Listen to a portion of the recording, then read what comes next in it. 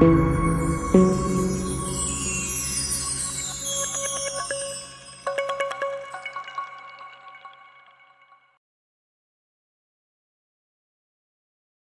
hello, my beloved souls. Blessed be, blessed day. Welcome back. I'm Autumn. So some heavy energy is going around the collective right now, especially as we are healing and clearing a lot of the energies and situations and cycles that we were reminded of or were made more aware of during that Venus retrograde, right? That Venusian energy was focused on love and money and like your household like aesthetics and things like that. So anywhere where that stuff is not in alignment or it's broken, where um there's fear or doubt or anything like that, that came up really strongly recently, right? And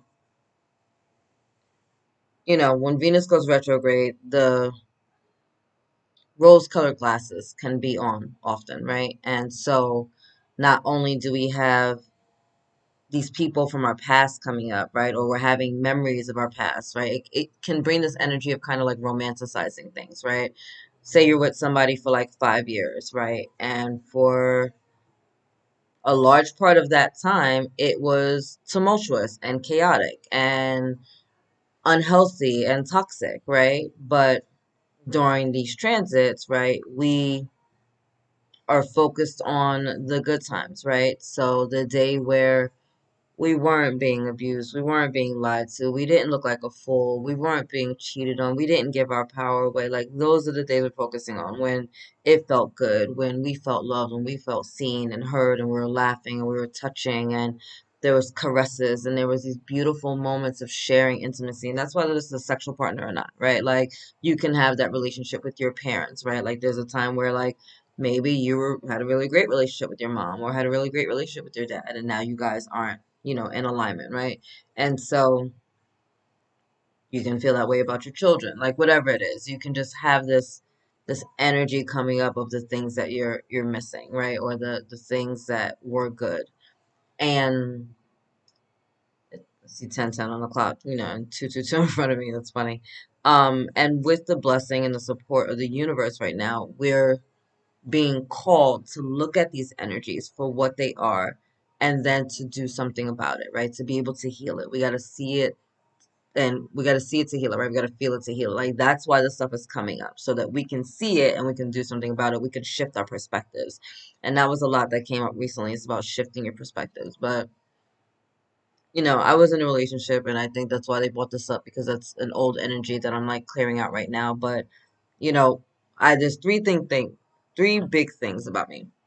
I don't lie, I don't cheat, I don't steal, right? Like, those are my big three things, like non-negotiables in my life. Like, it's just not worth it to me. Those three things are just not worth it to me. I lived a crazy enough life to know that that is not something that I want in my life anymore. Am I going to say that I've never done those things? Absolutely not. I'd be a fucking hypocrite to say that. I'm saying that now, where I'm at in my life, I'm not with it. I'm telling you the truth, whether you like it or not. You'll be alright. You know what I mean? I'm not gonna cheat you, and I'm not gonna lie to you. I'm going to tell you the truth. Don't lie, I don't cheat, I don't steal. Not doing it. We're cool, we're cool. If I feel some kind of way, we're gonna have a conversation. If I can't talk to you, you can exit stage left, right? Because I should be able to communicate with the people that mean the most to me, especially those that are in my tribe.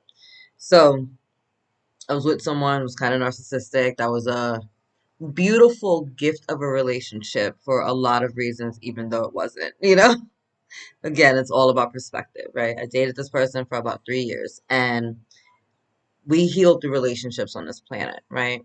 And so in that dynamic, I was able to heal a lot of the unhealed trauma and toxicity within a relationship with my mother, right? And so I was able to see through, this lens, exactly how that energy is showing up again in my life, except it's different, right? Because you can speak to your partners in a way that you can't speak to your parents, right? Because you have, like, this level of respect, and obviously, like, they gave you life. You're gonna, like, well, I don't know, most of us, at least in black households, we can't be talking to our parents any kind of way. You know what I'm saying? Unless we want that to be the last day that we ever live, right? So we're not gonna just I'm not gonna talk to my mom crazy, right? Like there's a level of respect. Well, as you get older as well, I'm a woman now, right? You're a woman now, so we're having those conversations. But again, there's still this respect level, right? Like I'm only going to go so far in my conversations and dealings with her and how to handle that healing and that transformation because of her title. Having said that, when this energy is being mirrored to me back now in an intimate sexual relationship, now I can confront those demons. Now I can have those hard conversations. Now I can address those energies and kind of take back parts of my soul as I'm healing through these things, right? Like this is how we get, and a lot of reasons why we have some of our soul teachers and karmic partners come in, right? This person came in as a false twin flame. Um, and I was able to see through this dynamic, all the unhealed levels, but not just the unhealing and the lack of communication and the lack of respect, but also like the brokenness and the hurt and the darkness within those dynamics, right? So I'm the daughter of a teenage mother, and consciously I'm aware she was a teenage mom, right? Like 555 just on the clock. So I know that she didn't know everything. She was still growing up as she was teaching me, right? So I have a lot of compassion and empathy for that. Having said that, a lot of the things that I grew through doesn't change the fact that like I still have to go through a lot of that trauma and abuse despite, the fact that I consciously know that she was a teenage mom. It still doesn't change the fact that like the pains happened, the shit happened to me, right?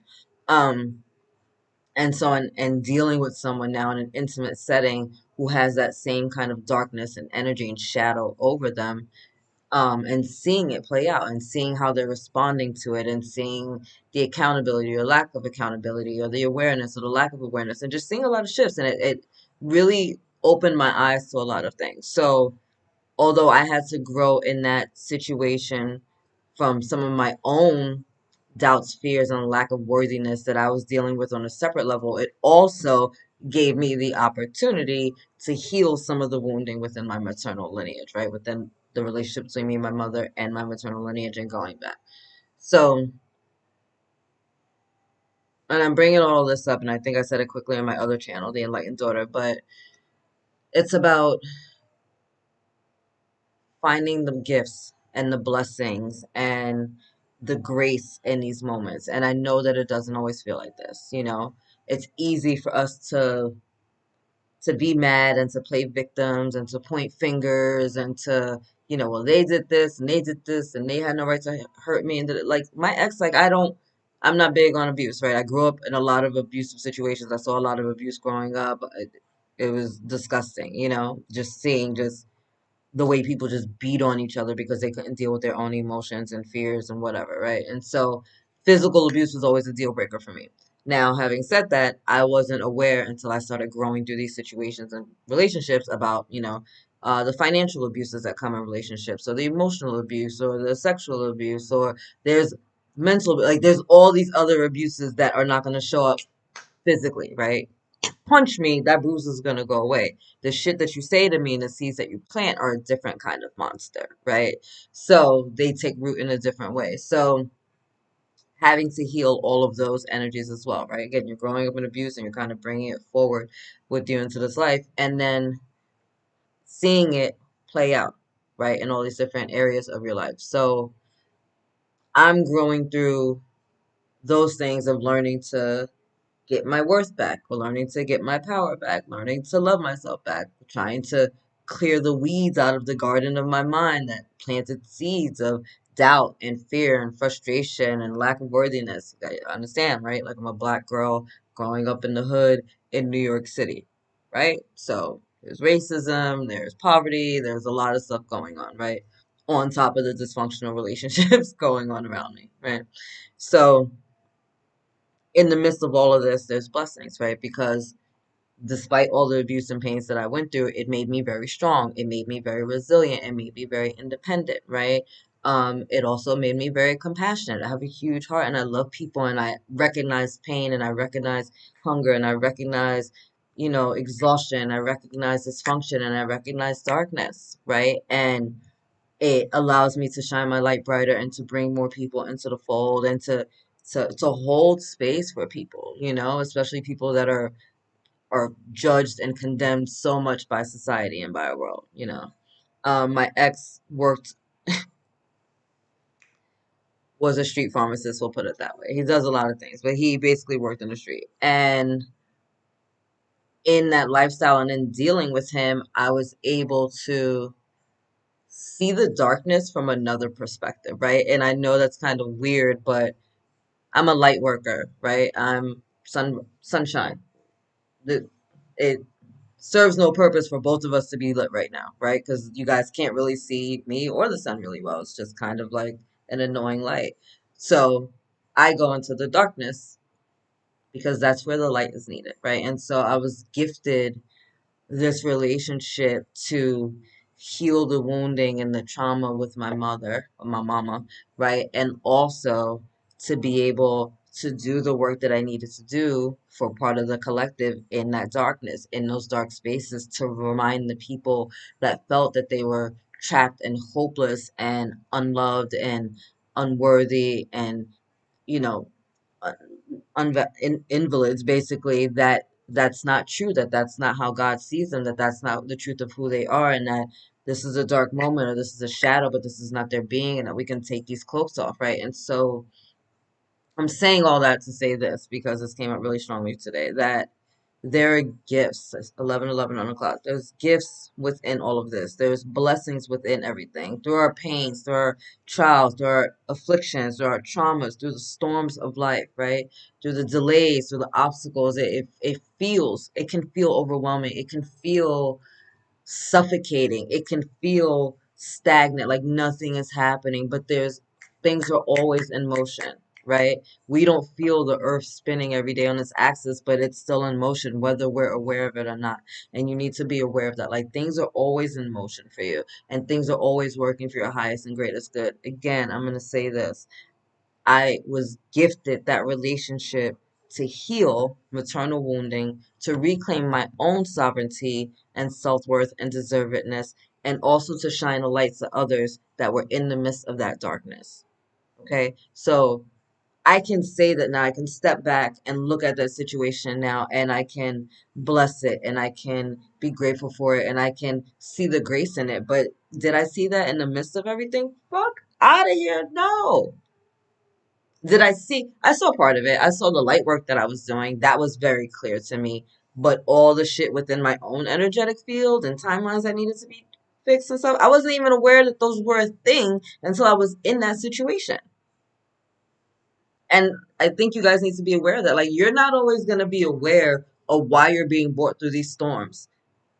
A lot of the stuff that we're clearing is like subconscious, unconscious, past life karmic debts that we're bringing in, stuff from our lineage, especially if you're here with me in this tribe, because that means that you're probably one of the ones that was called forward to clean up the generational curses, to clear the karma, to be the conduit of change and whatever, that means between you and, the people that you're affecting your tribe, right? So we're being gifted these storms. We're being gifted these challenges. We're being gifted these situations so we can switch our perspective, so we can take our power back, so we can reclaim our soul, so we can love ourselves, so that we can make a choice in this moment if we're going to have faith in God or we're going to have faith in fear, because that's what it is.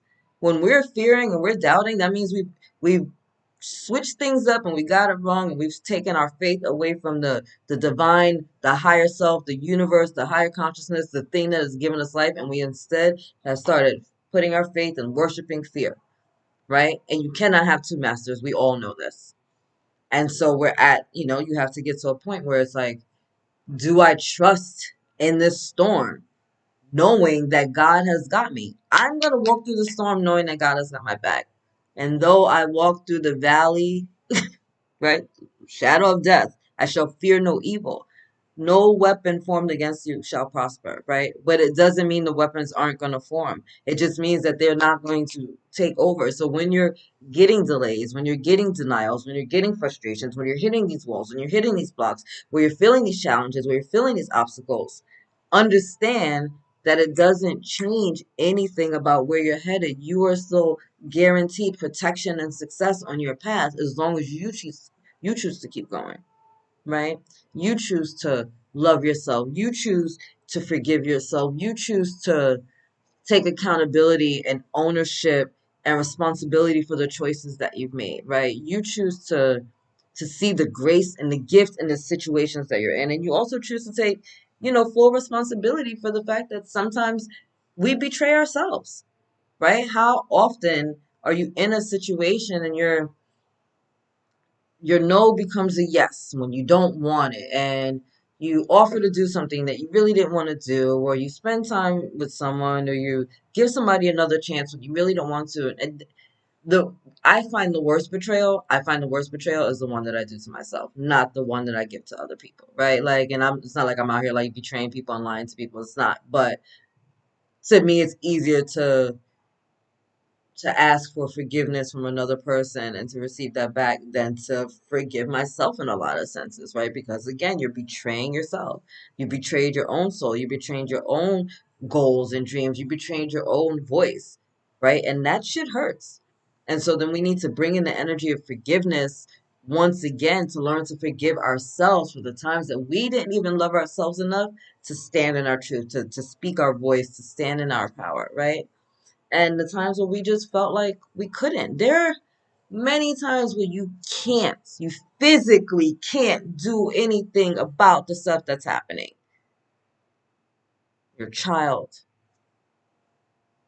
weak, you're small. There's so much it's just taken from us, right? It's taken from us.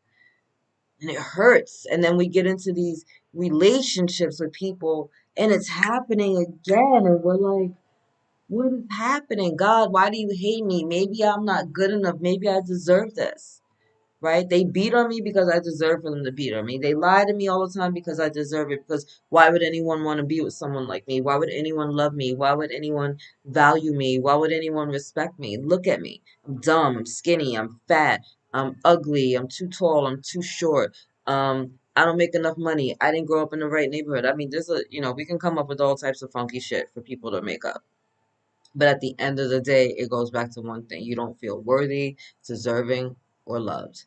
And to understand just how insanely in love God is with you, it can be really hard when you're growing through these situations. It is really hard to feel the love of God when you're being assaulted in your home on a regular basis, right?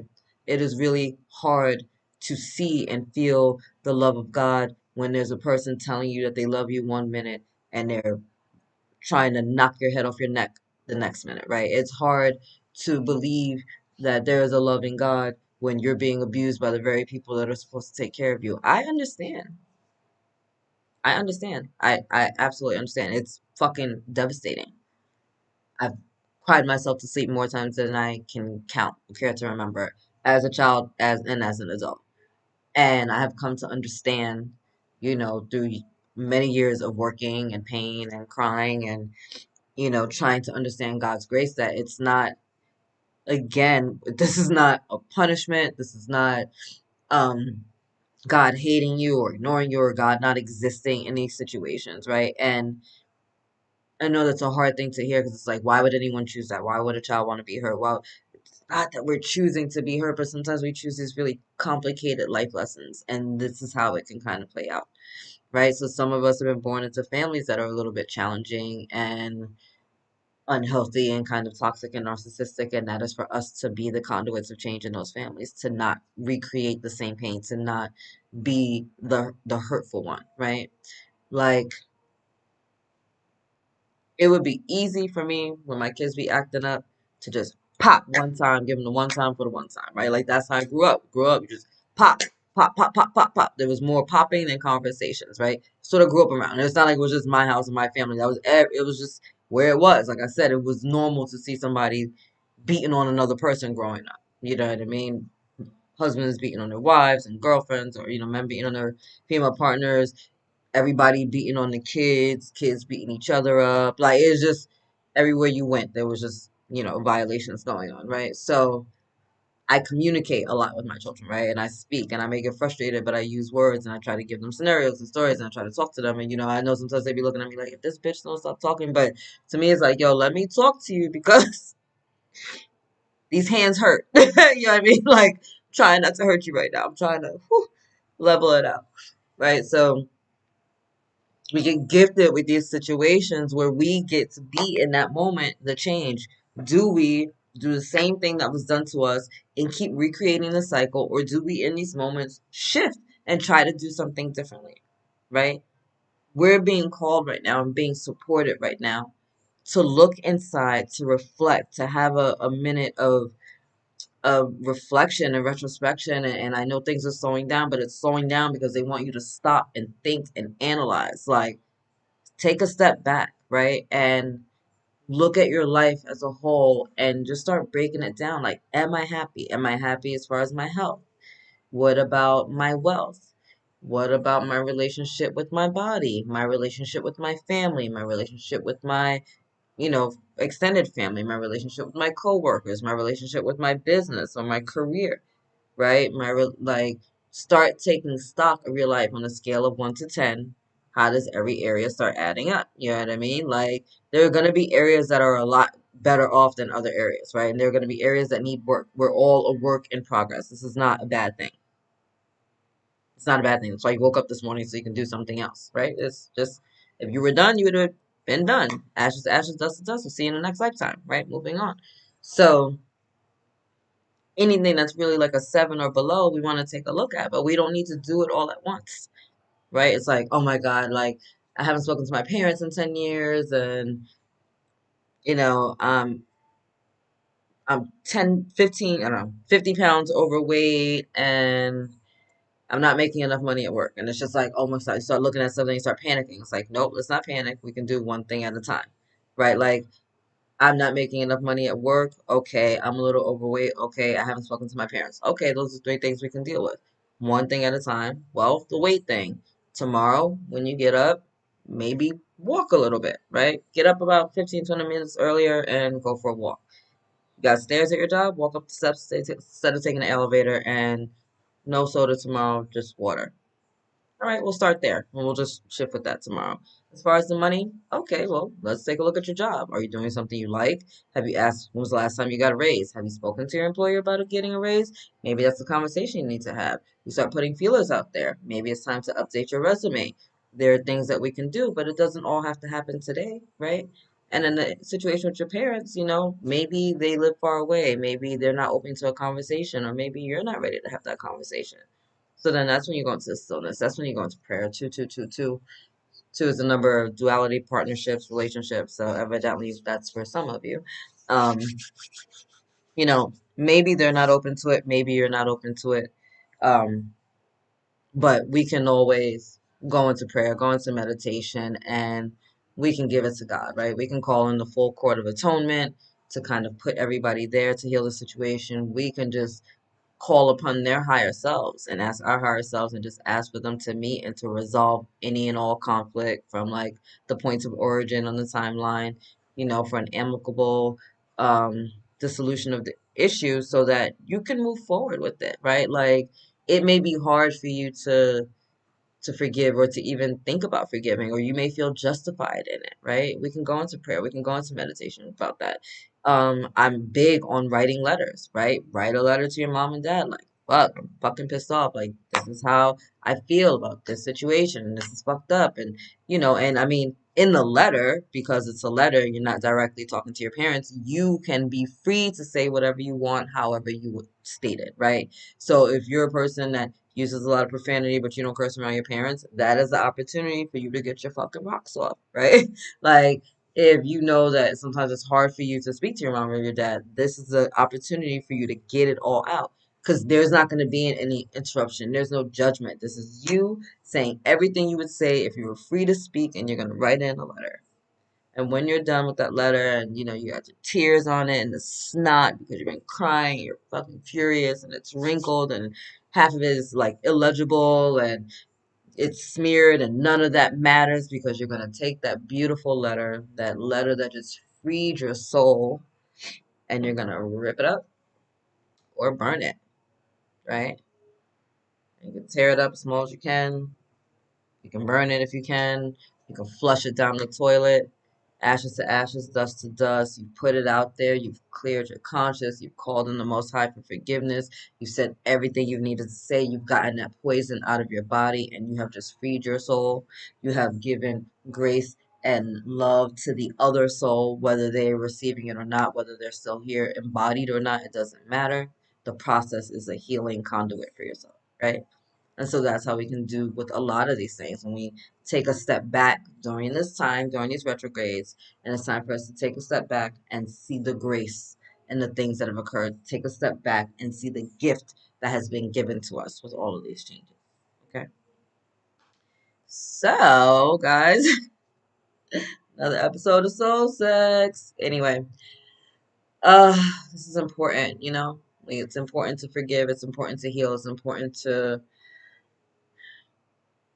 stop betraying ourselves in the name of love, right? Because if you need to betray yourself, your soul, your happiness, your joy, your goals, your dreams, your satisfaction, your self-respect, your self-worth, and your self-deservedness in order to prove to somebody else that you love them, then that person is not worthy of you. They do not love you. They are using you. And when they've used all of you up and there's nothing left of you but tears and brokenness, they will go on to the next victim. Okay? That is not a twin flame relationship. That is not a divine spiritual partner. That is not a motherfucking soulmate. That is garbage that needs to be taken out. And I say that with all due respect. Anyway, I love you. God loves you. Angels surround you. And I'll see you later, my beloveds. Later.